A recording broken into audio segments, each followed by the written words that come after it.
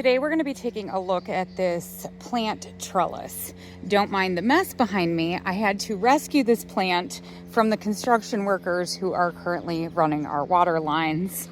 But today I'm going to show you what comes in the box and give you my honest opinion. In the box, you're going to have the instructions, a set of gloves, and two complete sets to make two complete trellis cones. I don't know what you want to call it, but it's really cute. It's very easy to put together. I love how it has this cute little decorative bird on top.